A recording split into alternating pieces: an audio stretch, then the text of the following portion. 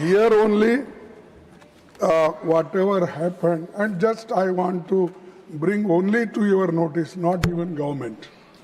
Sir, मैं आपका ध्यान 4 फरवरी 2026 को राष्ट्रपति के अभिभाषण पर धन्यवाद प्रस्ताव पर हुई चर्चा के दौरान दिए गए अपने भाषण पर दिलाना चाहता हूं।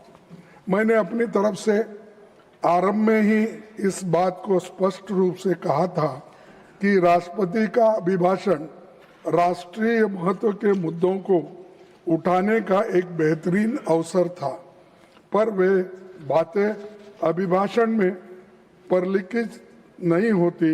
इसी भाव के साथ मैंने सामाजिक न्याय से लेकर संसदीय तंत्र पर तथ्यों पर मैं अपने बातें रखी थी, लेकिन राज्यसभा की वेबसाइट पर अपलोड किए गए भाषण को शब्दशः पाठ की समीक्षा करने पर मैंने पाया कि मेरे भाषण का एक बड़ा हिस्सा बिना किसी उचित औचित्य के या तो एक्सपेंशन दिया है या बिना किसी उचित जस्टिफिकेशन से हटाया गया है।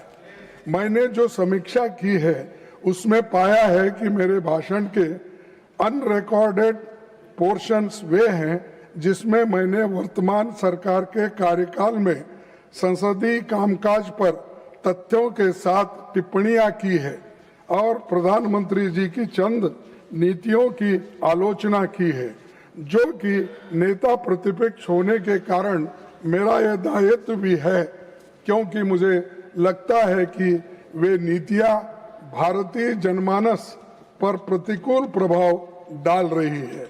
मेरा संसदीय जीवन 5 दशक से अधिक का है। लंबे समय तक विधायक और सांसद के रूप में मैंने काम किया है और हमेशा मैंने सदन की गरिमा, नियम, परंपराओं और पीठासीन अधिकारी के कर्तव्य की जानकारी के साथ हमेशा भाषा की मर्यादा के प्रति सजग और सचेत रहा हूं। कहा किन बातों को निकाला जा सकता है, इसमें पूरी तरह मैं वाकिफ हूं और कुछ जानता हूं। सभापति जी, आप जानते हैं कि rules of procedure and conduct of business rule council of states नियम 261 केवल विशिष्ट और सीमित परिस्थितियों में ही लागू होता है। इसीलिए मैं आपसे विनती करना चाहता हूं कि मेरी जो टिप्पणियां हटाई गई है उनमें कुछ भी असंसदीय या डिफेमेटरी वर्ड्स नहीं है और न ही इसमें नियम 261 का कहीं उल्लंघन भी मैंने नहीं किया है। Okay, I will look into it. I will look into it. One minute, sir, I will complete. मेरी कही गई बातें स्पष्ट रूप से चर्चा के अधीन विषय से संबंधित थी।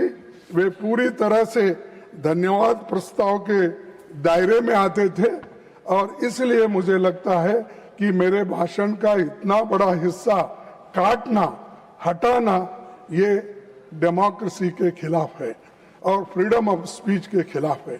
संविधान के अनुच्छेद 105(1) के तहत सांसदों को मिले अभिव्यक्ति की स्वतंत्र के अधिकार को लेकर भी चिंता प्रकट करता है।